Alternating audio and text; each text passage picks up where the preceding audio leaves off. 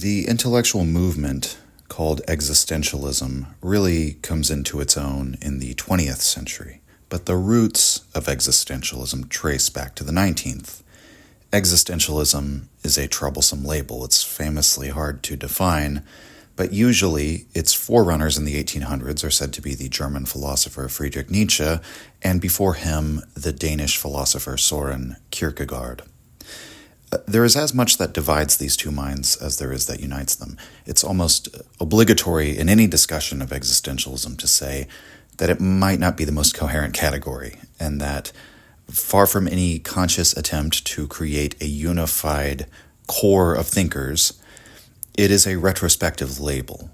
In the period after the Enlightenment and after the Romantic period, when European culture is in full swing of the Industrial Revolution, and thus an increasingly mechanistic view of the world, an increasingly atomized view of the world, or atomized way of being in the world, existentialism is the name that we give to that movement that grapples with the fact that all previous creeds and codes and doctrines have become dubitable, and the reflective individual has to recenter himself. And in this way, existentialists are returning to that calling, the age-old calling of the continental philosopher, to determine the truth by himself and for himself with his own mind, and nothing else to rely upon. And so the existentialists turn their focus to human existence, and particularly one's own existence, one's own individual existence, your place in the world, the nature of your being, the nature of your reality as a phenomenon conscious of itself. And so we have Sartre's formula that existence precedes essence, that we find ourselves thrown into the world and must determine what our essence shall be. Or there is Heidegger's notion that we are such beings as those who have an intuitive notion that there is a question of being here with a capital B. Or Nietzsche's famous aphorism, "You shall become who you are." Or, that it's a liberation to realize that life can be a means to knowledge. Kierkegaard fits into this movement because he poses the same set of questions, albeit in a different language, demanding that each of us examine our modus vivendi, our way of living. The fact that Kierkegaard is a Christian, however, gives his call to know for ourselves as to who and what we are. It gives it a bit of a different tenor than the philosophy of Nietzsche or Sartre. But of course, the most interesting thing about Kierkegaard is the very fact that he is a Christian against Christianity. He advocates that all should become ethical, bonded to the social life, get married, join a congregation, and so on. And yet, in his personal life, he opposed the church. He saw it as illegitimate. And he called off his engagement to his fiancée. And he lived as a man set apart from at least the opinions of the many and in opposition to the opinions of the many. He thought that we had not studied the Bible deeply enough, seriously enough, personally enough. And yet he also writes in his journal, quote, "Christendom has long been in need of a hero who, in fear and trembling before God, had the courage to forbid people to read the Bible. That is something quite as necessary as preaching against Christianity." End quote. And yes, you heard that right. It is necessary to preach against Christianity. What does Kierkegaard mean by this as a Christian philosopher? Perhaps that what passes for Christianity was not in accord with the real content of the Christian faith. He writes, quote, "It is high time that Christianity was taken away again from men in order to teach them to appreciate it a little." End quote. Kierkegaard's feeling is that the reading and study of the Bible had ossified into a series of creeds, shibboleths, laws and rules, which can be learned and uttered by rote. And he says no one actually reads the Bible, humanly reads it anymore. That is to say, a real and serious encounter with the demands and paradoxes of faith. For Kierkegaard, faith is something that happens in the immediate moment. In fact, we could say it happens in every immediate moment. Faith is a choice, a movement one must make, a struggle that they have to engage in, and it happens on every day of your life. And so he despised the notion that one could simply, be baptized, take the sacrament, and say the words, that one could have a conversion moment and accept Jesus, and then, after all of this, simply go right on. This is not to say that Kierkegaard had much respect for the so-called doubters and skeptics, however. Those who claim to have doubted all, as Descartes did, but then also simply go right on. Perhaps one way to look at things is that the modern skeptics don't sufficiently take after a true skeptic like Montaigne, who doubted so seriously that he even doubted agnosticism, for he who says that we shall never know does not know enough to say that this is so. And he seems to conclude from this that because everything is so dubitable, it's best to simply accept the traditions of our culture, the religions of our forefathers, rather than trusting in your own reason to critique things like Scripture, which conveniently always means freeing yourself from religious ethics and from the demands of a religious conscience. So without then further taking it to its ultimate conclusions, without also doubting in our own reason, doubting in the sovereignty of the empirical sciences to settle all the questions of physics and metaphysics. That kind of position, as Michel de Montaigne's, the kind of total skepticism, would be more admirable from a Kierkegaardian perspective.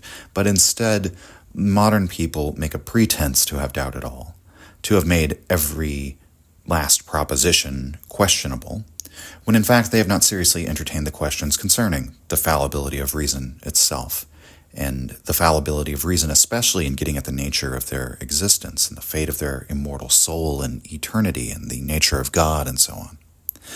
Perhaps from another perspective, though, maybe modern people have become too much like Michel de Montaigne, at least insofar as somebody like Pascal would have put it. In his attacks on that old Renaissance skeptic, Pascal contended that whatever Montaigne's intentions were, figures like him have made it seem fashionable to doubt all, and thus to regard all questions of truth with a kind of cool detachment, rather than a sincere, authentic engagement. We've made doubting too fashionable, and thus too easy, and have failed to see that to truly be in a state of doubt about one's immortal soul ought to be a dreadful, intolerable experience. Kierkegaard's position is that the state of doubt ought to be a preliminary stage to taking the leap of faith, which is his famous coinage. And in that respect, he is similar to Blaise Pascal because both would agree with the Nietzsches of the world in this important respect that the sciences will desacralize the world, that the promise of empiricism will lead to the destruction of all certainties in knowledge, and that one will never reach God or the holy life by application of reason. But where both Pascal and Kierkegaard would obviously differ with Nietzsche is that they take this full embrace of the absurdity, the irrationality of their position. Both believe in throwing oneself into an absurd faith, an absentia of reasons, in Pascal's case as a wager, and in Kierkegaard's, again, as a leap. But we might ask, why is such a thing necessary? Why can we not be satisfied with a merely material existence? Why can't we be satisfied with the world as it is? Well, Kierkegaard, like Pascal, would argue that such a question could only be asked by someone who has not thoroughly entertained what living in such a world as ours would really mean if this is all there is. That in a strictly material existence, we find ourselves as impermanent beings in the thrall of death and time, and the entire play of the human drama is meaningless. Our pain and suffering amount to nothing. In the final analysis, life could be described as nothing more than the meaningless propagation of pain and suffering. The depressive madness of somebody like Cioran, whose work we considered in the previous episode, that might well have been acknowledged by Kierkegaard, had Cioran been his contemporary, as a wonderful demonstration of the despair of a mind enlightened to our true situation in a meaningless world. Kierkegaard asks, at one point in his opus, Fear and Trembling, quote, "If a consciousness of the eternal were not implanted in man, if the basis of all that exists were but a confusedly fermenting element which, convulsed by obscure passions, produced all, both the great and the insignificant, if under everything there lay a bottomless void, never to be filled, what else were life but despair?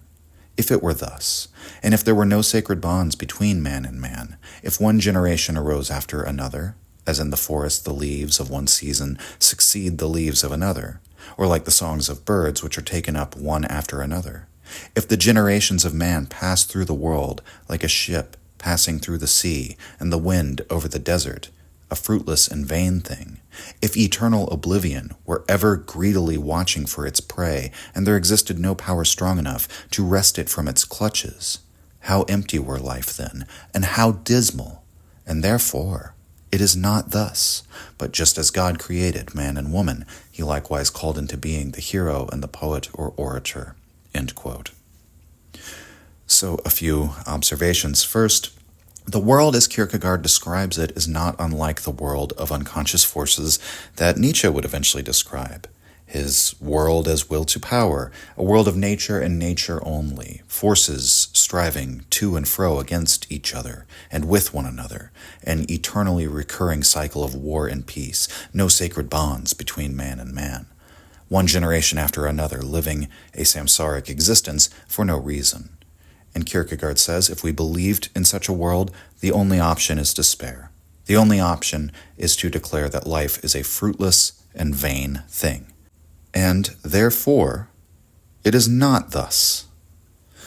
I will spare you an elaboration on Nietzsche's remarks that whether a belief comforts or edifies us is irrelevant to its truth. Instead, I want to point out that this passage reveals the rather opposite structure of Kierkegaard's quote-unquote reasoning. And I put it in scare quotes because Kierkegaard's reasoning is openly and avowedly a bit absurd. That is, as he will define it in Fear and Trembling, the very meaning of faith, that one holds to impossible premises, impossible notions, impossible hopes, on the very basis that the alternative is simply despair. And almost as an axiomatic claim, therefore, Kierkegaard feels that despair cannot be the ultimate truth of the human condition. And how can one get out of that feeling then? Well, through the belief that nothing is impossible with God. The only way out of this world of despair is to throw oneself into faith, not because faith is the most reasonable way to live, but precisely because it is the opposite of the most reasonable way to live. Because where does that get you, the most reasonable way to live, you know? Faith would be easy. It would not be a challenge. It would not be a task or a demand if faith merely called us to believe in God, but in accordance with what our reason and our empirical science tells us about the world anyway.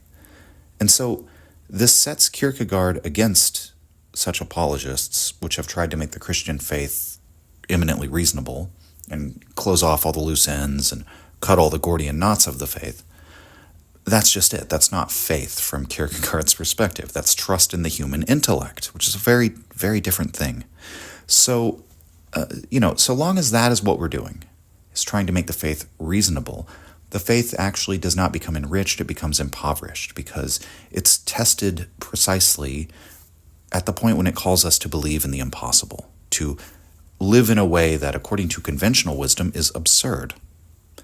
Again, as Kierkegaard saw it, Christianity had lost this immediacy of faith.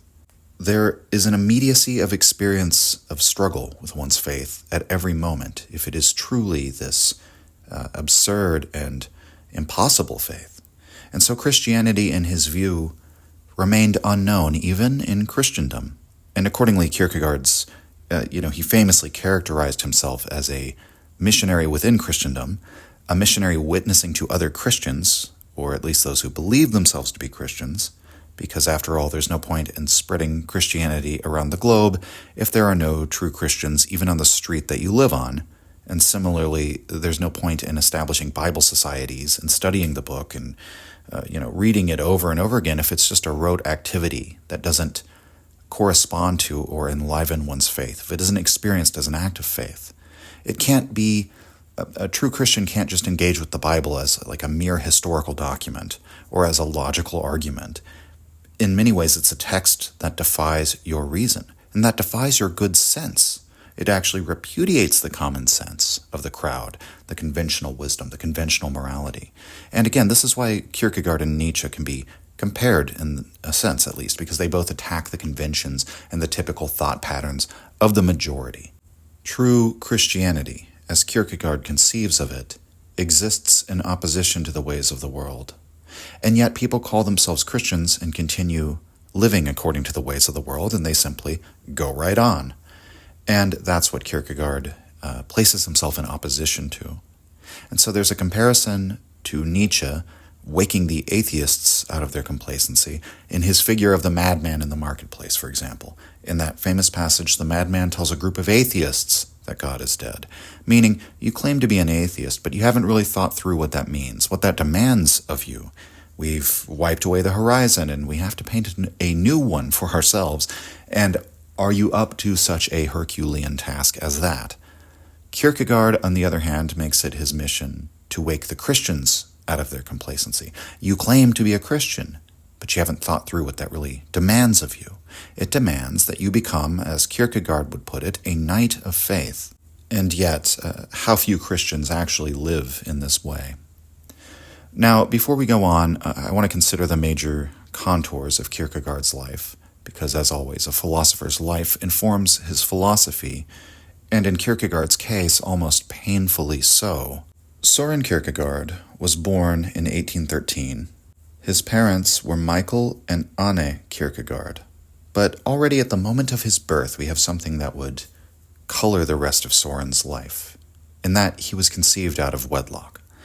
Anne had been the household maid, and while she later became Michael Kierkegaard's second wife after the death of his first, the young Søren would eventually figure out, based on the dates, that his parents must have conceived him before they were married. It's been speculated that this awareness, the fact that his very existence is a product of sin, may have been a factor in the dissolution of Søren's own marriage engagement when he became a young man. At the very least, we can say there had to have been some effect on his psychology in terms of how he viewed the world. His very existence is a product of sin, and so perhaps he might see that in man's very existence, in the ways of the world, the ways by which the human animal propagates itself, is sort of locked in this absurd tension with the ethical demands of God. In any case, another incident, his father, Michael Kierkegaard, was known to have spells of depression. He was what they called in those days a melancholic. And his Christianity that he taught to his children tended to emphasize the suffering of Christ, and it involved strict adherence to the tenets and the discipline of the faith. And it's often been said that Søren Kierkegaard inherited his father Michael's disposition, his perpetual unhappiness, his displeasure with everything. And perhaps Søren grew to become such a contrarian because of the strictness of his father's Christianity, because his father conceived of it as a series of laws and rules which Kierkegaard would later repudiate as missing the real essence of the faith. Perhaps most importantly, when Michael Kierkegaard was a young man, he lived a lonely and hard existence as a farm boy on the heath, and had once in his youth cursed God for his suffering. That incident seemed to haunt Michael Kierkegaard for the rest of his life. And in fact, when Søren came to the age of reason, he began to believe that perhaps there was even something to his father's fear of having brought the punishment of God upon himself. Even though his father had lived, seemingly he lived a long, full life and had much to be thankful for. But Søren realized after a time that his father was a deeply unhappy man for all that. And in spite of Anne Kierkegaard bearing Michael 7 children, all of them died except for Søren and his brother Peter before the age of 33, which was the age that Christ died. And in fact, Søren would write upon his 34th birthday that he was surprised to find himself still alive. In any case, he writes of this moment of realization, of his father's unhappiness, and this possibility that his father had been cursed, and he calls this realization the Great Earthquake. Quote, "It was then the great earthquake occurred, the terrible upheaval which suddenly pressed on me a new infallible law for the interpretation of all phenomena. It was then I suspected my father's great age was not a divine blessing, but rather a curse, that our family's excellent mental abilities existed only for tearing us apart from one another. I felt the stillness of death spreading over me when I saw in my father an unhappy person who would survive us all, a monumental cross on the grave of all his expectations. A guilt must weigh on the entire family. God's punishment must be upon it. It was meant to disappear, expunged by God's mighty hand, deleted like an unsuccessful attempt. And I only occasionally found some little solace in the thought that upon my father had fallen the heavy duty of reassuring us with the consolation of religion, administering the last sacrament, so that a better world might still stand open for us even if we lost everything in this one. Even if that punishment the Jews always called down upon their foes were to fall on us, that all memory of us would be wiped out and no trace found. End quote. Soren Kierkegaard lived in Copenhagen for his whole life. He attended gymnasium there where he learned Latin and Greek and the classics, and then he eventually attended the University of Copenhagen. As mentioned, when Soren was a bit older, he became engaged to a young woman named Regine Olsen, but for reasons that aren't entirely clear, he eventually broke off the engagement, and apparently he attempted at first to make her despise him by becoming increasingly detached from her so that she wouldn't want to become engaged to him. Again, it's possible that there was simply something about coupling, marriage, reproducing, that Kierkegaard was not interested in, perhaps owing to some sort of psychological association with these things, but this is all speculative. Again, he would later write that a key aspect of the ethical life is to become bonded to others, to accept their duties to other human beings, and the example he uses is marriage. Perhaps he felt that for the reflective life that he wished to live, in his special case, becoming marriage was inappropriate. We might think of, Nietzsche's aphorism that the married philosopher can only belong in a comedy, or Chiron's lamentation, in which he asks, "What am I to do in this world? Get married and make some poor girl miserable?" Perhaps Kierkegaard thought he would simply have made Regine miserable, but we don't really know. His path, like that of many philosophers, was a solitary one. But I don't think we should feel too sorry for the young Kierkegaard, for even if his solitude did make his life considerably lonelier, he himself wrote that no matter what course one takes in life, regret is unavoidable. This is one of my favorite passages from Either Or, so I had to include it here at this point in talking about Kierkegaard's failed marriage. Quote, "If you marry, you will regret it. If you do not marry, you will also regret it. If you marry, or if you do not marry, you will regret both. Whether you marry or you do not marry, you will regret both. Laugh at the world's follies, you will regret it. Weep over them, you will also regret it. If you laugh at the world's follies, or if you weep over them, you will regret both. Whether you laugh at the world's follies or you weep over them, you will regret both. Believe a girl, you will regret it. If you do not believe her, you will also regret it. If you believe a girl or you do not believe her, you will regret both. Whether you believe a girl or you do not believe her, you will regret both. If you hang yourself, you will regret it. If you do not hang yourself, you will regret it. If you hang yourself or you do not hang yourself, you will regret both. Whether you hang yourself or you do not hang yourself, you will regret both. This, gentlemen, is the sum of all practical wisdom." End quote. Now, what is illustrated in the above passage is a bit of wisdom, yes, but in Kierkegaard's understanding, it's only a step in the way to a fuller understanding of wisdom. It's a step in the direction of becoming resigned with the world, resigned to the possibility that the world will not really offer anything, that, as Schopenhauer would later remark, a happy life is impossible. It was after his failed engagement that Kierkegaard would write most of his iconic works, such as Either Or, The Sickness unto Death, and Fear and Trembling. His style during this period is, for all its seriousness, rather ironic and witty, and at times we might even call it lighthearted. He writes with many pen names, and he writes from the perspectives of many characters. He would also do funny and self-ironic things like write reviews of his own works with a different pen name from the one that wrote the work, and then give himself a bad review. He was definitely playful during this time period, even though you can probably tell from the titles of these works that the content is not entirely cheerful. Really what Kierkegaard is focused on during what is called the first authorship is the terrifying reality of the human condition and the impossible demands of the religious life and so on and so forth. And so there's kind of an irony to this, that what we might call the creative propensity and the aesthetic mastery during this period of the first authorship. The irony is that one of Kierkegaard's targets during this period is what he called the aesthetic life. The aesthetic life is, in spite of its failure, a step on the road to becoming a fulfilled, self-actualized human being, after which one might proceed to live the ethical life, or finally, the religious life. But Kierkegaard's treatment of the aesthetic life is critical and incisive and biting. Aesthetic pleasure is where many people find their meaning within the world. And here we simply mean that's where they spend their spare moments, is in the aesthetic. That's the time that they're able to spend that's not spent on necessity.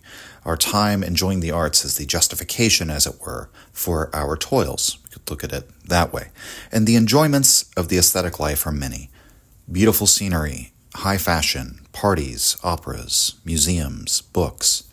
In our modern times, we might include cinema, video games, podcasts, probably all be included in that list. They're all pleasures of sights, sounds, or even touch, smell, taste, and so on. Enjoyment of the senses. That Kierkegaard, I think, is rather brilliant in sort of tracing all hedonism to aesthetics, ultimately. And Kierkegaard's criticism of the aesthetic life is primarily that it is a life governed by distraction. In effect, he would share in the Buddhist assessment, or even the Platonic one, that seeking pleasure, pleasant sights and sounds and feelings and tastes, is a mere distraction from the truth. It's a distraction to the path to liberation from one's suffering, in fact. And obviously Kierkegaard wouldn't say that that path to liberation is nirvana. He would say it's the Christian life, the religious life in the sense of the West and Europe. But he agrees with Schopenhauer's assessment, or that the texts agree with one another if we compare them, of desire as ever necessitating its renewal, the will as eternally striving and thus impossible to find any final satisfaction. Both Schopenhauer and Kierkegaard would suggest when a willing subject attains the object of his desire, virtually at that very moment, he finds himself bored. Not satiated, but bored. And boredom is, in fact, the beginning of all desiring, the default state towards which we are always returning in a way. Every aesthetic experience is yet another distraction to turn our attention away from the fundamentally unsatisfactory nature of our existence as such, which is boredom.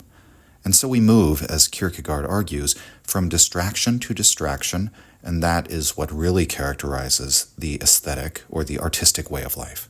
And so, in this way, the aesthetic life could range from rather base hedonism all the way up to things that we might find laudable, like a life in the fine arts, making art that might even, people would say, you've changed my life doing this. But Kierkegaard would say, nothing in that aesthetic world can ever be finally and ultimately satisfying.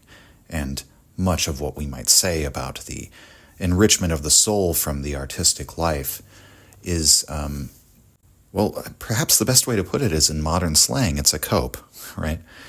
Kierkegaard calls this process that the aesthete eventually engages in crop rotation. That's the name of one of the essays in Either Or. The metaphor is that just as a farmer rotates his crops in order to best cultivate them, we can best avoid boredom through rotating our distractions, sort of utilizing this interplay of forgetfulness and memory to get the fullest enjoyment out of life, always directing our attention to something new. And that's really the basis of the aesthetic life. The constant search for novelty is what it ends up becoming the essence of the aesthetic life, we might say. Because everything that we are already accustomed to ceases to be interesting. And maybe we can sort of back off from one sort of aesthetic pleasure for a time, and then when we come back to it, a bit of the novelty might spring into it again, right? But that's the landscape of the aesthetic person's war with boredom. Now, the ethical life, the next step, that is only really realized upon accepting one's despair in the state of humankind as such. The state of, like, what the aesthetic life really represents, right? This base state of boredom, this fundamental state of boredom, and a series of distractions to sort of turn your attention away from that. And so when you realize unmistakably that the life of the aesthete can never really provide the fulfillment that you're looking for, when you sort of hit the wall, right? When the sense of dissatisfaction at the heart of life can't be distracted away anymore. Upon accepting that, you have the choice either to go on living in futility or to commit to life in service of others. Live out your duties and responsibilities to others. Make that calling of a higher importance than the next pleasure, which never leads you anywhere anyway.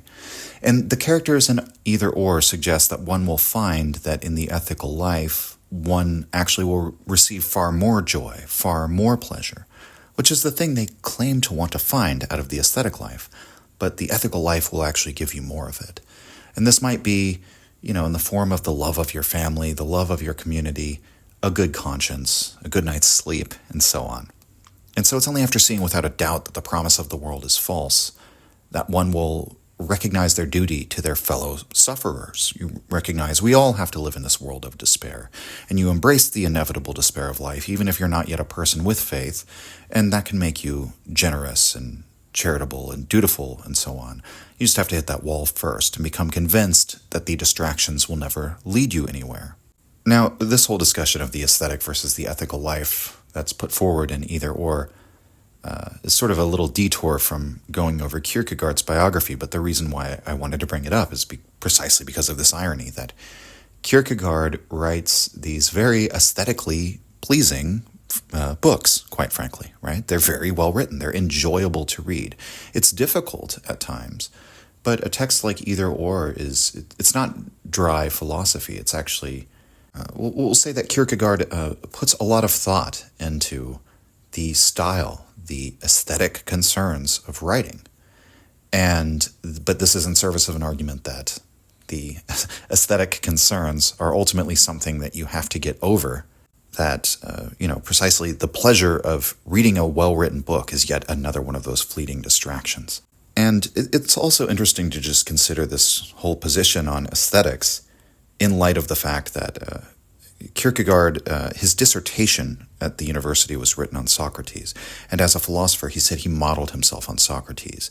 And they both make that same anti-aesthetic value judgment, albeit from very different directions, so to speak.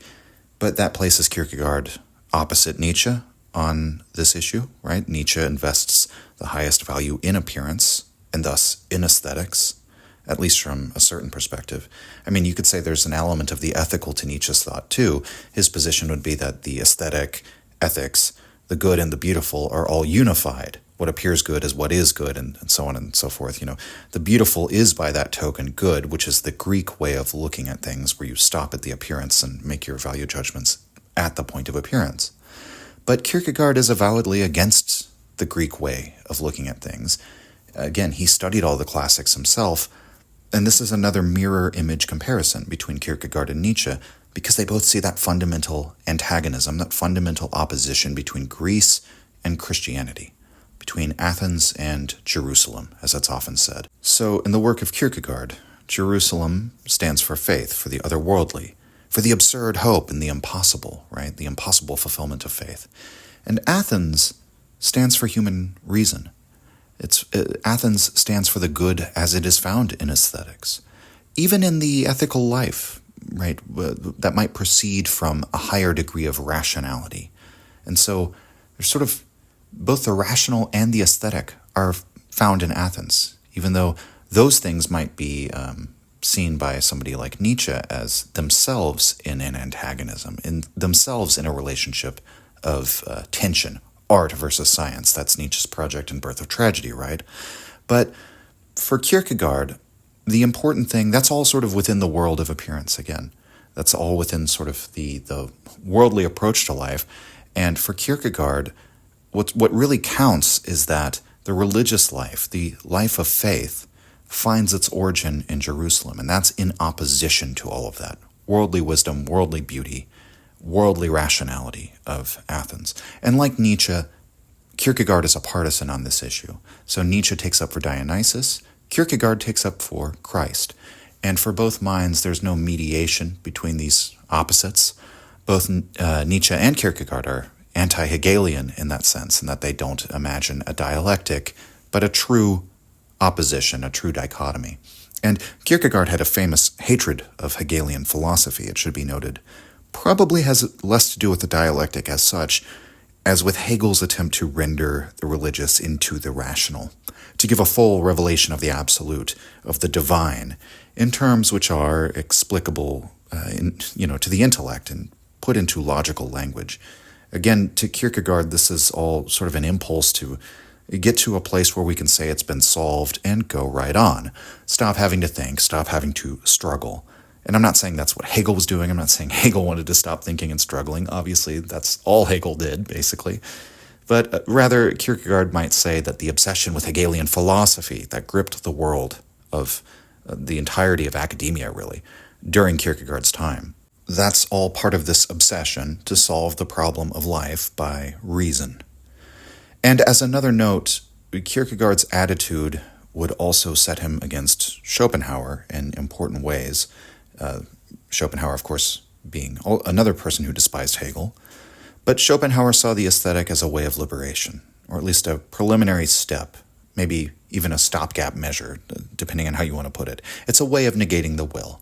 And Kierkegaard would say no. The very fact that aesthetic contemplation is temporary sort of ruins this approach. The aesthetic is just another object of the will's desire. It's another temporary satisfaction, but it ends in the same place, right? Just back in boredom. No one ever attains nirvana by listening to Mozart. After the concert is over, you move on to the next concert. You move on to the next party, the next social occasion, and the next search for a new experience. And so Kierkegaard would differ from Schopenhauer on that account. So we've talked about the aesthetic life and the ethical life, these conceptions that Kierkegaard has during this time of his first authorship, primarily elaborated upon in Either Or. And we are going to talk about the religious life, which is sort of the third step in this sequence of self-actualization from Kierkegaard's perspective. But that'll be as we discuss the contents of Fear and Trembling, which is going to fill up most of the rest of the episode. Will be a discussion of Fear and Trembling. But we're going to sort of finish talking about Kierkegaard's life. I wanted to discuss the ethical versus the aesthetic because it's important context when we get to Fear and Trembling, and because it's just that interesting irony that he is a very aesthetically masterful writer that has this sort of contradiction, and of course his relationship to Socrates and all of these other thinkers that's important to talk about. But this period of the first authorship ends, and for a time Kierkegaard had the thought of becoming a pastor, but he abandoned this plan after what is called the Corsair affair. Now, in so many words to explain this, Kierkegaard he got into a very public fight with a magazine called The Corsair. The Corsair would publish a polemical attack on Kierkegaard. Kierkegaard would publish a polemical attack on the Corsair in response. But this eventually escalated into the magazine publishing rather juvenile attacks. They would make fun of Kierkegaard's voice and appearance and his failed marriage. And this led to an upswelling of public ridicule directed at Kierkegaard. And the fallout from this incident actually negatively impacted Kierkegaard's life. He reports that, now whenever I walk about in the city, it's not as enjoyable as it used to be because he's liable to receive insults and jeers from people who recognize him that are just repeated from the pages of the Corsair. And, we see a lot of the same behavior today, right, of sort of rag magazines writing hit pieces. Nowadays it's all online. And then the same insults being repeated to people. It's not easy being a public figure even back then when they don't have social media. So Kierkegaard gives up on the prospect of becoming a pastor, and he begins this sort of second main phase. And his writing becomes less ironical, and it's a bit less playful. And his main project is to outline the description of a happy Christian life. And then perhaps even more interesting is the final phase of his career, which consists primarily of an attack on Christendom. And that's the version of Kierkegaard who is, ostensibly against Christianity or against reading the Bible, but really, he's against the church, against the common version of Christianity. And he's also staunchly against the union of church and state. He came to see the church as becoming, through its associations with the ruling powers, becomes a mere mask for the bourgeois values that simply rule the rest of society. It's not, in fact, a little outpost, a little embassy of Christ's kingdom on earth. It's just a mask for more of bourgeois society. Now, one day, Kierkegaard collapsed on the street. He fell unconscious and he was taken to the hospital. He lived for about 40 more days, but he suffered paralysis of the legs and was bedridden. He forbid his brother Peter from visiting him in his last days, and he refused communion and the last rites because of his convictions about the illegitimacy of the church. He said, quote, "The parsons are royal functionaries, and royal functionaries are not related to Christianity," end quote. And though he said he would take the sacrament from a layperson, this was not allowed, so he died without it. It's not known what his ailment was. Some have speculated it had to do with his spine, but the reasons for his early death remain unclear. He was laid to rest in 1855 at 42 years old. So with all of that background of Kierkegaard's life and some of the principal ideas of his thought, to contextualize this, we're now going to look at the work that is usually considered his magnum opus, Fear and Trembling, which is, all things considered, a bit of a strange opus. It really just consists of an extended meditation on the binding of Isaac. That's the incident in Genesis 22, in which Abraham, God's prophet, is called to sacrifice his son Isaac as a burnt offering. Just for the sake of clarity, let's just go ahead and read that passage in the New International Version of the Bible before we discuss Kierkegaard's interpretation of it. So here is Genesis 22, quote, "Sometime later, God tested Abraham. He said to him, 'Abraham.' 'Here I am,' he replied. Then God said, 'Take your son, your only son, whom you love, Isaac, and go to the region of Moriah. Sacrifice him there as a burnt offering on a mountain I will show you.' Early the next morning, Abraham got up and loaded his donkey. He took with him 2 of his servants and his son Isaac. When he had cut enough wood for the burnt offering, he set out for the place God had told him about. On the 3rd day, Abraham looked up and saw the place in the distance. He said to his servants, 'Stay here with the donkey while I and the boy go over there. We will worship, and then we will come back to you.' Abraham took the wood for the burnt offering and placed it on his son Isaac, and he himself carried the fire and the knife. As the 2 of them went on together, Isaac spoke up and said to his father Abraham, 'Father.' 'Yes, my son,' Abraham replied. 'The fire and wood are here,' Isaac said, 'but where is the lamb for the burnt offering?' Abraham answered, 'God himself will provide the lamb for the burnt offering, my son,' and the 2 of them went on together. When they reached the place the God had told him about, Abraham built an altar there and arranged the wood on it. He bound his son Isaac and laid him on the altar on top of the wood. Then he reached out his hand and took the knife to slay his son. But the angel of the Lord called out to him from heaven, 'Abraham, Abraham.' 'Here I am,' he replied. 'Do not lay a hand on the boy,' he said. 'Do not do anything to him. Now I know that you fear God, because you have not withheld from me your son, your only son.' Abraham looked up, and there in a thicket he saw a ram caught by its horns. He went over and took the ram and sacrificed it as a burnt offering instead of his son. So Abraham called that place, 'The Lord will provide.' And to this day it is said, 'On the mountain of the Lord it will be provided.' The angel of the Lord called to Abraham from heaven a second time and said, 'I swear by myself, declares the Lord, that because you have done this and have not withheld your son, your only son, I will surely bless you and make your descendants as numerous as the stars in the sky and as the sand on the seashore. Your descendants will take possession of the cities of their enemies, and through your offspring all nations on earth will be blessed, because you have obeyed me.' Then Abraham returned to his servants, and they set off together for Beersheba, and Abraham stayed in Beersheba." End quote.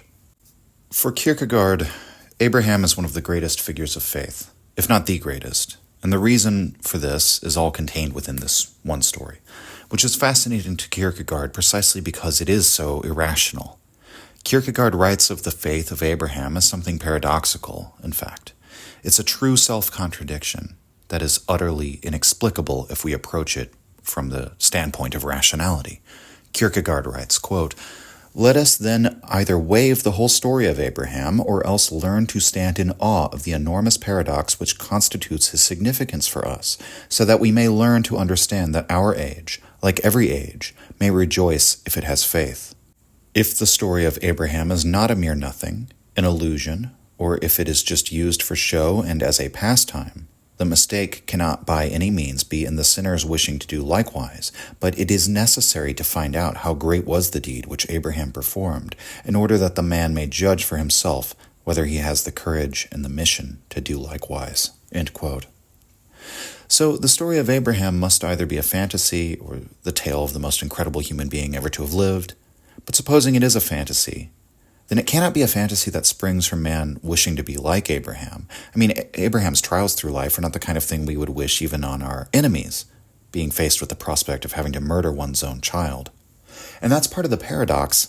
The preacher on Sunday will extol the virtues of Abraham, but if he were to encounter anyone who intended to do the same as Abraham in the contemporary world, that same preacher would be horrified. This is in the section entitled as a preliminary expectoration. First, Kierkegaard points out that the significance of the binding of Isaac is usually misinterpreted, or at least the language with which we speak of it betrays us. Quote, "They extol Abraham, but how? By expressing the matter in the most general terms and saying, the great thing about him was that he loved God so ardently that he was willing to sacrifice to him his most precious possession. That is very true, but the most precious possession is an indefinite expression." End quote. And so, in other words, a rich man who parted with his hoards of wealth could be said to have parted with his most precious possession. Kierkegaard continues, quote, "That which people generally forget in the story of Abraham is his fear and anxiety. For as regards money, one is not ethically responsible for it, whereas for his son a father has the highest and most sacred responsibility. However, fear is a dreadful thing for timorous spirits, so they omit it." End quote. And so, the idea of just parting with your most precious possession, when we put it into that sort of abstracted language, in a way it dispels the fear involved that is conjured by sacrificing your son that you love. And I think this point of Kierkegaard's could even be expanded. I mean, given his position on the aesthetic life, we might imagine something even more sentimental, less materialistic than money. You know, I'll use something out of my own life, like a musician has to part with his beloved guitar that he's played for decades. Or we might imagine somebody has to give up a career path or a calling they believed was their road to happiness in life. There are all sorts of things that could be called one's most precious possession. And to group these all together under that indeterminate expression is to do an injustice to Abraham. I mean, what would Nietzsche say? It is to equate unequal things. So no, Abraham was not called to part with his most precious possession. He was asked to sacrifice his only begotten son, whom he loved. And Kierkegaard details the story that, the background of this story is not just that Abraham has to sacrifice his son whom he loves. Abraham's son is only born when he's a very old man, according to the biblical tradition, when he's 100 years old. And God had promised Abraham that his descendants were to become blessed among the peoples of the world, the chosen people. And Abraham lived in the hope of this outcome his entire life, this blessing that God had promised him. But that required an incredible act of faith from him already, because every indication over the years would have dissuaded him from believing that such a thing as God had promised was even possible. So Kierkegaard argues, for example, we would rightly expect anyone in Abraham's position to eventually lose his hope and conclude that he and his wife Sarah, they're far too old to actually beget any children. But Abraham continued in his impossible hope that God would fulfill his promise, against the evidence of his senses and the reason of his intellect. Kierkegaard writes, quote, "Through his faith, Abraham received the promise that in his seed were to be blessed all races of mankind. Time passed, and there was still the possibility of it, and Abraham had faith. Another man there was who also lived in hopes. Time passed, the evening of his life was approaching. Neither was he paltry enough to have forgotten his hopes, neither shall he be forgotten by us. Then he sorrowed, and his sorrow did not deceive him, as life had done, but gave him all it could. For in the sweetness of sorrow he became possessed of his disappointed hopes. It is human to sorrow. It is human to sorrow with the sorrowing. But it is greater to have faith, and more blessed to consider him who has faith. No song of lamentation has come down to us from Abraham. He did not sadly count the days as time passed. He did not look at Sarah with suspicious eyes, whether she was becoming old. He did not stop the sun's course, lest Sarah grow old and his hope with her. He did not lull her with his songs of lamentation. Abraham grew old, and Sarah became a laughingstock to the people, and yet was he God's chosen, and heir to the promise that in his seed were to be blessed all races of mankind." End quote. So it's not enough to say that Isaac was Abraham's only begotten son. Isaac was the fulfillment of God's promise to Abraham and was himself a promise of the whole future of Abraham's lineage. And it's a promise that had been impossibly, miraculously fulfilled, something Abraham had waited for in impossible hope for decades, for God to then turn around and tell Abraham that his son Isaac had to be sacrificed after all of that. Well, suffice to say, it's not sufficient to simply say that God asked Abraham to sacrifice his most precious possession, or however Kierkegaard puts it. Isaac isn't a possession. He's the son he loves more than anything, and not just that, but a promise from God. And not just a promise from God, but one that was fulfilled as a seeming impossibility, already requiring Abraham's paradoxical faith to sort of reign over his life for a century. And as the crescendo of this demonstration of the ultimate paradox of faith, God then demands Isaac's death. And Kierkegaard really drives this home with the language he uses in the following passage. Quote, "Had Abraham been less firm in his trust, then he would have given up that hope. He would have said to God, 'So it is perchance not thy will, after all, that this shall come to pass. I shall surrender my hope. It was my only one. It was my bliss. I am sincere. I conceal no secret grudge for that thou didst deny it to me.' He would not have remained forgotten. His example would have saved many a one. But he would not have become the father of faith. For it is great to surrender one's hope, but greater still to abide by it steadfastly after having surrendered it. For it is great to seize hold of the eternal hope, but greater still to abide steadfastly by one's worldly hopes after having surrendered them." End quote. And that last sentence is Kierkegaard's conception of faith in a nutshell: to relinquish hope, but also simultaneously to cleave to that hope, to let one's hopes go, but by that same token to hold on to them all the more dearly. It's absurd, it's paradoxical, but there it is. And so in light of this, Kierkegaard asks us to imagine a hypothetical. He says, imagine a preacher who makes Abraham and the binding of Isaac the topic of his sermon, and imagine a hypothetical parishioner who, as Kierkegaard describes him, suffers from sleeplessness. And sleeplessness in this context is to be taken as a state of some significance, akin to Choron's insomnia. It alters your fundamental experience of the world. When Kierkegaard says that we all extol the story of Abraham, rarely does it render us sleepless. He says that elsewhere in the text. So sleeplessness is the state in which one can take no rest from the angst which dominates their soul. You're compelled to ruminate over the questions of faith and salvation and the good life. You're no longer content to go right on, as might be the norm among us modern types. Those who make the pretense of doubting everything and believing in nothing, even as we tacitly and performatively believe in many things, and studiously ignore the questions that seriously trouble our souls, that might make us sleepless. And so Kierkegaard says, imagine this hypothetical parishioner and this hypothetical pastor. And he writes, quote, "But now suppose that among the audience there was a man who suffered with sleeplessness, and then the most terrible and profound, the most tragic, and at the same time the most comic, misunderstanding is within the range of possibility. That is, suppose this man goes home and wishes to do as Abraham did, for his son is his most precious possession.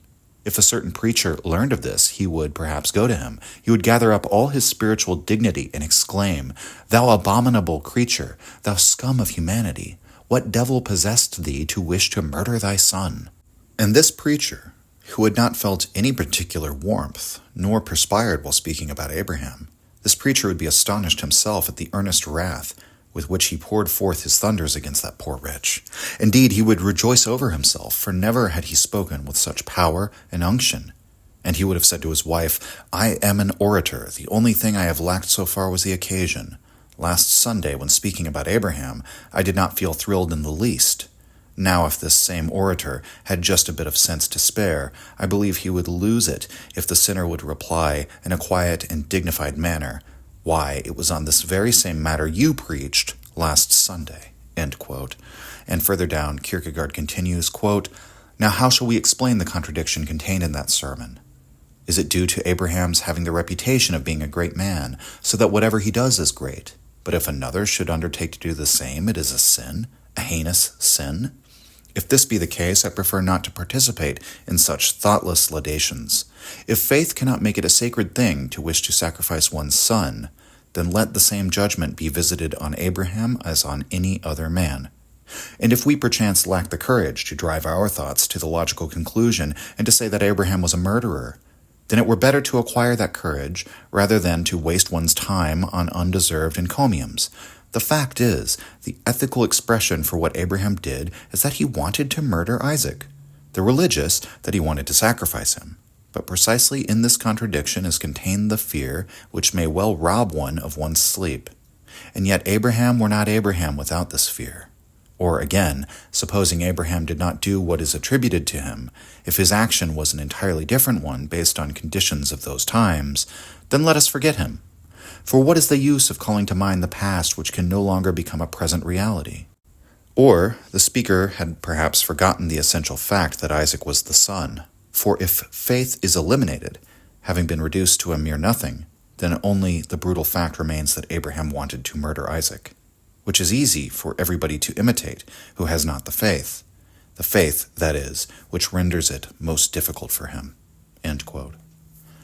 This is a brilliant passage for a number of reasons, and I'd like to spend a moment disentangling it, because there's one big implication for the argument Kierkegaard is making regarding Abraham and his example, but there's also a few other implications that I think can inform us in assessing religious attitudes and interpretations in general, and the confused tendencies that many people have in making these evaluations. So first, we should note the anti-church undertones here, the sense that what is preached from the pulpit is a kind of impoverished Christianity, and this ought to be expected given Kierkegaard's understanding of himself as a missionary to Christians. But this gives a definite content to that criticism. The one thing that makes sense of the riddle of Abraham is his faith. The fact that God had made Abraham a promise, and that Abraham held to his hope in that promise even as he wanted to murder Isaac, even as he fully intended to plunge the dagger into him. He believed in that moment, wielding the knife, that God would fulfill his promise. And outside of this, Abraham cannot be an exemplar, not in the sense that we ought to imitate his actions or the details of his life. To do so in absentia of a genuine faith would be madness. It would be murderous. And so that's the main thrust of the passage that drives forward the argument, the broader argument. But I want to take note of a few other points. That for one, we cannot say that a great man's sins are not, by that token, heinous sins, just by virtue of the fact that he is a great man, right? Oh, it was right because Abraham did it. That position ends in a tautology. The great man doesn't sin because he is great. And then, unfortunately, the image of the great man is no longer an exemplar because he is great and we are not. And so we evaluate him by a totally separate standard from ourselves. And, that might be logically coherent as to why the ordinary person should not desire to murder their son, but it's okay for Abraham to do it, right? That might be a logical argument. Maybe Abraham is different, but it's a totally useless understanding of Abraham. It provides us with no moral or religious instruction as regards our own lives. So why make that argument? Why even tell us the story? Further, if we do accept that Abraham's faith made it permissible for him to wish to sacrifice his son, in plain English, to murder him, then we must accept this for any man. It would have to apply to us today. But we're generally unwilling to make such a judgment because it flies in the face of our moral sensibilities. And it is a morally outraging story. Kierkegaard focuses on this. And he kind of raises another possibility. We could imagine it's, like a mythologized account, which didn't actually play out the same way in reality. Or we could chalk up Abraham's actions to historical circumstances, to a different so-called context, which makes his actions sensible during his time and place, but not during our own. And, these are all ways of trying to make faith rational in some way or another that ultimately Kierkegaard is trying to reveal to us why all of these rational interpretations of faith fail, or they fail to actually provide us with a real example of how to live in the present day. And some of these criticisms of the way Christianity is understood commonly, I would make a comparison to Ralph Waldo Emerson in America, who opposed the understanding of the Bible as being primarily, at least, a historical document. And that wasn't because he didn't think the stories in the Bible happened, but, by treating them as historical events, treating the gospel as a historical thing, we locate, the incarnation of God and his willingness to sacrifice himself for us out of love. All of those are events that happened in the past. And so Emerson felt, in other words, we effectively denied the immanence of God, or the immanence of miracles, the immanence of the holy life, and so on, by categorizing all of this in our brain as stories that happened in some distant, faraway place, at some distant, faraway time, which could only have a questionable impact on our own lives if we really think about it that way. And so famously, Emerson said in his Divinity School address, quote, "Men have come to speak of the revelation as something long ago given and done, as if God were dead. The injury to faith throttles the preacher, and the goodliest of institutions becomes an uncertain and inarticulate voice," end quote. And so the situation is that the modern Christian does not comprehend the faith of Abraham. Faith is not, in spite of the large number of nominal Christians, something common. It's not easy to come by. And Kierkegaard himself admits that he does not have it. At least, he doesn't have the faith of Abraham. We might say he has faith in faith, but he stands in awe of the faith of Abraham, and he imagines himself, he says, in the same position he might come to the place of infinite resignation, but says that Abraham goes further than this. And here, obviously, we should say a word about infinite resignation. This infinite resignation is another step on the road to faith, and it can even have the appearance of hope, the appearance of faith. In fact, much of what passes for faith may even be this infinite resignation, playing itself off as faith. Infinite resignation is the willingness to part with one's great hope, the willingness to accept the loss of that hope, as Kierkegaard described in that alternative possibility for the life of Abraham, where he imagines a lesser man in Abraham's shoes giving up on his hope, on having a lineage that would become blessed among all men. And remember that he says that such a man might have still become an exemplar throughout history for his willingness to part with his hope, but not the father of faith. And he doesn't even give up on this hope bitterly, by the way. He says to God, "I harbor you no ill will. I trust that, I trust in your plan nevertheless. It was what was best for me." Even as they part with their highest wishes in life that God had ultimately promised it to Abraham, right? And so Kierkegaard explicitly says, to give up on your worldly hopes and turn your attention to the otherworldly, imagining that everything, all your hopes on earth are necessary sacrifices in exchange for eternal happiness you get later in heaven, that's still a kind of infinite resignation. And that the glory of Abraham is precisely in that he held to a worldly hope. Because begetting his beloved son and having this glorious lineage, these are earthly hopes. And so while Kierkegaard can imagine, he says, I can imagine myself living as a person of infinite resignation. But for himself, he admits that reaching the place of faith that Abraham reached is a struggle. And in fact, it's something he finds impossible. And the impossibility isn't a strike against it, because faith is ever impossible. And that even the miracle of attaining this impossible faith is yet another thing that is possible for God, for whom even the impossible is possible, right? So the paradoxes of faith are multi-layered. Kierkegaard writes, quote, "I am able to identify myself with the hero, but I cannot do so with Abraham, for whenever I have reached his height, I fall down again, since he confronts me as the paradox. It is by no means my intention to maintain that faith is something inferior, but on the contrary that it is the highest of all things. Also that it is dishonest in philosophy to offer something else instead, and to pour scorn on faith. But it ought to understand its own nature in order to know what it can offer. It should take away nothing, least of all, fool people out of something as if it were of no value. I am not unacquainted with the sufferings and dangers of life, but I do not fear them, and cheerfully go forth to meet them. But my courage is not for all that the courage of faith, and is as nothing compared with it. I cannot carry out the movement of faith. I cannot close my eyes and confidently plunge into the absurd. It is impossible for me, but neither do I boast of it." End quote. And so Kierkegaard therefore imagines himself on Mount Moriah, and he puts words to the person of infinite resignation placed in that same situation. Quote, "In the moment I mounted my horse, I would have said to myself, 'Now all is lost. God demands Isaac, and I shall sacrifice him, and with him all my joy. But for all that, God is love, and will remain so for me.'" End quote. And so, in other words, Kierkegaard would willingly give up on his joy for God's love. But he argues that's not faith. Abraham's greatness is that, as he raises the knife, he still believes in God's promise. And Kierkegaard says openly, "I could not have done this, and neither could any of you who make the pretenses to faith." Quote, "On this height, then, stands Abraham. The last stage he loses sight of is that of infinite resignation. He does really proceed further. He arrives at faith.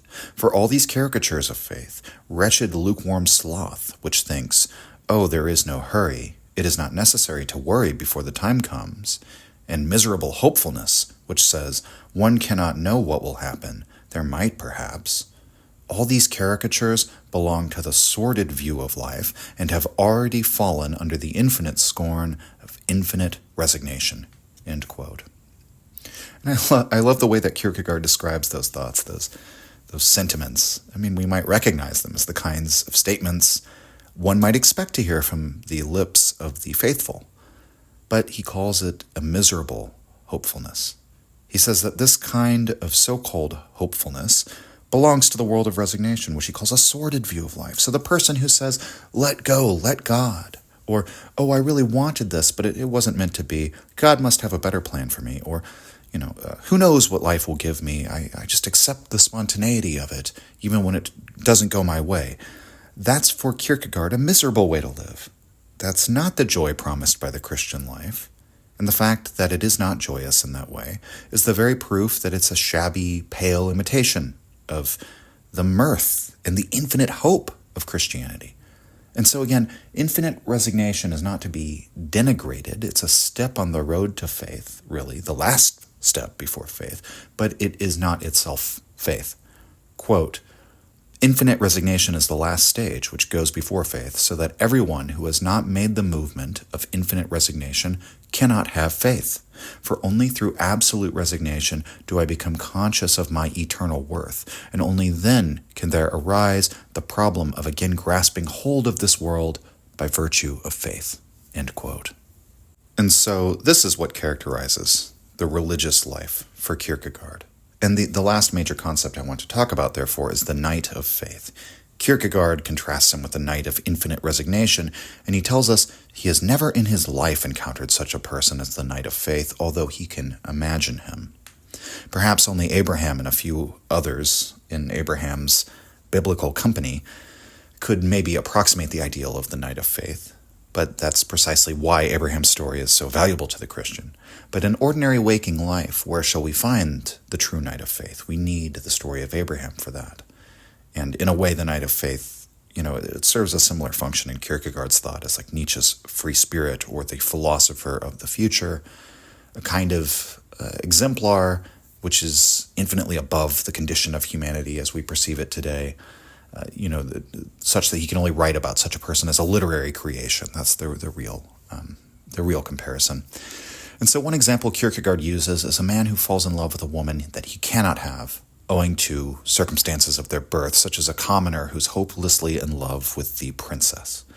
And Kierkegaard describes how the knight of infinite resignation acts when placed in such a situation. And his words about the knight of infinite resignation may seem laudable, and after all, it's the final step, as it were, on the road to faith.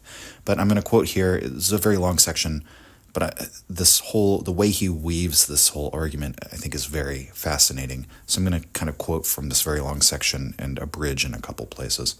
Quote, "Suppose, then, a young swain falls in love with a princess, and all his life is bound up in this love. But circumstances are such that it is out of the question to think of marrying her, an impossibility to translate his dreams into reality. The slaves of paltriness, the frogs and the sloths of life, they will shout, of course, such a love is folly, the rich brewer's widow is quite as good and solid a match. Let them but croak. The knight of infinite resignation does not follow their advice. He does not surrender his love, not for all the riches in the world. He is no fool. He first makes sure that this love really is the contents of his life, for his soul is too sound and too proud to waste itself on a mere intoxication. He is no coward. He is not afraid to let his love insinuate itself into his most secret and most remote thoughts, to let it wind itself in innumerable coils about every fiber of his consciousness. If he is disappointed in his love, he will never be able to extract himself again. Having thus imbibed love and being wholly absorbed in it, he does not lack the courage to try and dare all. He surveys the whole situation. He calls together his swift thoughts, which like tame pigeons obey his every beck. He gives the signal, and they dart in all directions. But when they return, every one bearing a message of sorrow, and explain to him that it is impossible, then he becomes silent. He dismisses them. He remains alone, and then he makes the movement. The knight does not contradict himself. And it is a contradiction to forget the main contents of one's life and still remain the same person. And he has no desire to become another person. Neither does he consider such a desire to smack of greatness. Only lower natures forget themselves and become something different. Now, he is no longer interested in what the princess may do, and precisely this proves that he has made the movement of infinite resignation correctly. In fact, this is a good criterion for detecting whether a person's movement is sincere or just make-believe. Take a person who believes that he too has resigned, but lo, time passed. The princess did something on her part, for example, married a prince, and then his soul lost the elasticity of its resignation. This ought to show him that he did not make the movement correctly, for he who has resigned absolutely is sufficient unto himself. The knight does not cancel his resignation, but preserves his love as fresh and young as it was in the first moment. He never lets go of it, just because his resignation is absolute. Whatever the princess does cannot disturb him, for it is only the lower natures who have the law for their actions in some other person, i.e., have the premises of their action outside of themselves. End quote. So again, this seems like a laudable way to live. Live in the full knowledge of who and what you are, what your passions are, what your desires are, and not to attempt to change and become something else in order to accommodate yourself to the apparent impossibility of your situation, but to demand only and truly what your heart desires. And to then, as Kierkegaard says, preserve one's love just as fresh as it was in the first moment. Not to let it wither and die, not to move on to the next object of one's love, to have the daring to let their impossible love permeate every aspect of their being, not to surrender it even as they know it will remain unfulfilled. Kierkegaard's shocking claim here that only the lower natures wish to forget themselves and become something different.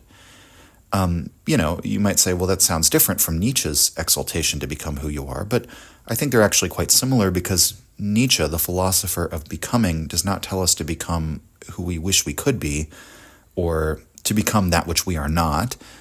Rather, becoming always involves the full realization of what one already is. As Goethe said, nature contains neither kernel nor shell, but is everything at once. If you were a bud now, in some sense your destiny is to become a flower, and the flower is always within the bud. In some sense we may say the flower is the ultimate desire and destiny of the bud. The plant can't give up on this ultimate desire and destiny, supposing that plants did possess free will and could make such a choice. But, on account of the fact that the climate and the soil conditions and so on are not just right, they're not suited to bring forth flowers at this time, the plant is what it is, and it always aims to become precisely what it is, and it will persist in that in accord with its nature. Now, what Kierkegaard is describing in the person who denies the utmost desire of their heart, and who wishes for that desire to be something different, is not the man who becomes himself or overcomes himself. He's the person who denies himself. In a way, it's what Nietzsche called the emasculation or castration of a passion or a desire, and it constitutes a form of asceticism. And in a way, Kierkegaard is against that, right? The attempt to suppress the truth of one's own self-same drives is not something that Kierkegaard is for. We should fully embrace, we should not surrender our love. The Knight of Infinite Resignation does not surrender his love, not to external circumstances, not for the sake of the chattering, croaking crowd who thinks that he should behave more expediently, not because of the fact that he resigned himself to losing his love, or at least never gaining it, right? And so the movement is already incredibly paradoxical as a way of living in the world. And that, in spite of what Kierkegaard says further in the passage, I don't think it's that common. I would argue it's actually beyond most people.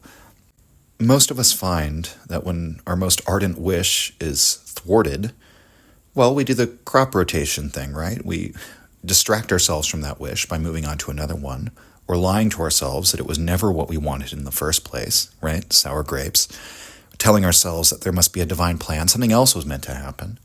The night of infinite resignation doesn't do this.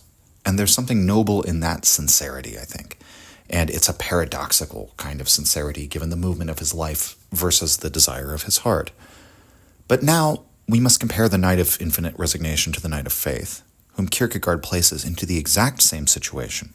Quote, "We will now suppose the night of faith in the same case. He does precisely as the other night. He absolutely resigns the love which is the contents of his life. He is reconciled to the pain.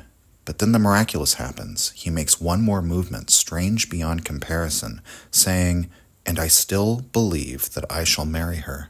Marry her by virtue of the absurd, by virtue of the act that to God nothing is impossible.' Now the absurd is not one of the categories which belong to the understanding proper. It is not identical with the improbable, the unforeseen, the unexpected. The very moment our knight resigned himself, he made sure of the absolute impossibility in any human sense of his love. This was the result reached by his reflections, and he had sufficient energy to make them. In a transcendent sense, however, by his very resignation, the attainment of his end is not impossible. But this very act of again taking possession of his love is at the same time a relinquishment of it.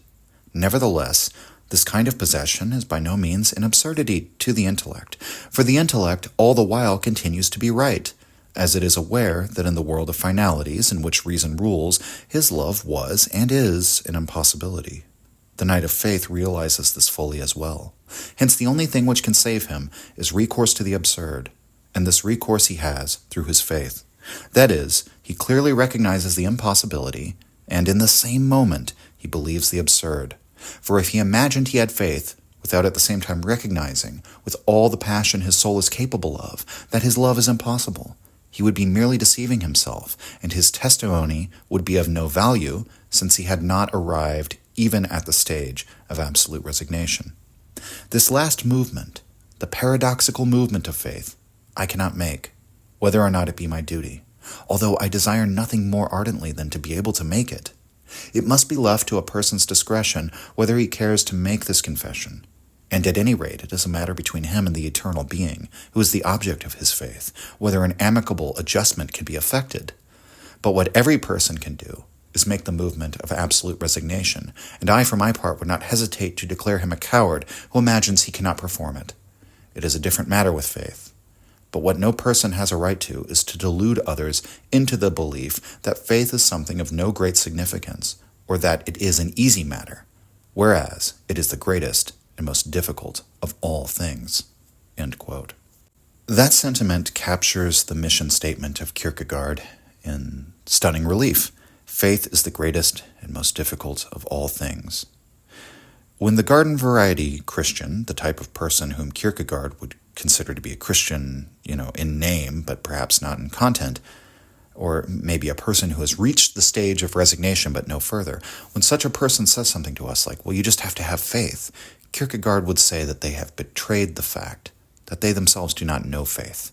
Because if they did, they would not make such a trivial, banal comment about it, as though it were a thing someone could acquire the same way one might acquire, say, an insurance policy, right? And there's a real sense in which the typical Christianity partakes of this.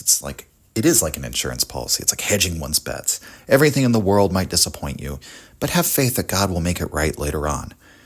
But that's a surrendering of one's worldly hopes, giving up on your joy in exchange for the love of God, which would seem to deny that God can make the impossible possible. This is a refusal to plunge oneself into the absurd, the faith that says, no, God will give this to me. And that's what Kierkegaard is aimed at. I'm reminded here at the end, I want to make a comparison to the Count of Monte Cristo and the inscription that Dantes makes into the wall of his cell, God will give me justice.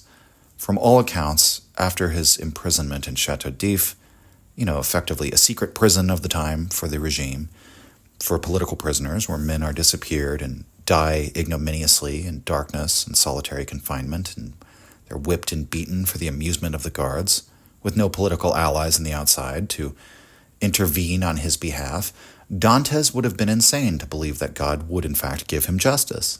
And in fact, over the course of his imprisonment, he loses his faith in God. Or as Kierkegaard might have put it, he learns he never really had faith in the first place. When we have those great testing moments in our lives, when we're faced with absolute catastrophe, with our great fears coming true, even fears we didn't imagine, right? That's when we see whether faith is a word to which we have any right. And in the story of the Count of Monte Cristo, Dantes is revealed in prison to be not a man of faith, but a man of infinite resignation. But thankfully he has an exemplar, the priest whom he meets in prison, who absurdly, irrationally holds to his faith and offers Dantes an approximation of the knight of faith, the kind of man who, when he's imprisoned for more than a decade, he can thank God for giving him a brief glimpse of the sunlight and never relinquishes hopes that God will provide him with the good life and with salvation. And so the divide between the worldviews of Nietzsche and Kierkegaard, these two forerunners of existentialism in the 19th century, it's a stark divide. The understanding of faith that Kierkegaard presents, it's as rare a thing as Nietzsche's amor fati. Both men sort of wish to guide us to this golden inner state, whether faith or amor fati, and they come to it by very different roads, but they're both united in seeing the greatness in this state precisely by the fact of its rarity in some sense. And so if existentialism is the seeking of one's essence, supposing we are to go with the troublesome definition expressed by Sartre, well, in that case, both Nietzsche and Kierkegaard seek that essence of living, which is not to be found in easy optimism. It's not to be found in resigned pessimism. It's not to be found in mindless acquiescence to the indifference of the universe. Both Nietzsche and Kierkegaard entice us to seek an essence which is entirely our own, which is hard-won, and which is the fruit of a great struggle, and is something which they both suggest is borders on the impossible. But that's precisely the danger and the excitement of embarking on this way of life. Kierkegaard once remarked that every innovator in the modern age had done something to make life easier, and perhaps his own contribution could be to be an innovator that comes along and makes life harder for a change. And that is his great contribution. Faith not as a comfort, but as something hard, a struggle. All right, well, that's all for this week, everyone. Thank you for joining me. I hope you've enjoyed this dive into Kierkegaard. If you'd like me to cover his work again, we might take a deeper look at one of his other books. But for now, that's all. Thank you for joining me. Signing off. If you enjoyed the Nietzsche podcast or found it helpful, you can visit us and support the show at patreon.com/untimely-reflections. The link is in the description. Or just share the show with any of your friends that you think might enjoy it or on social media. Thank you for your support.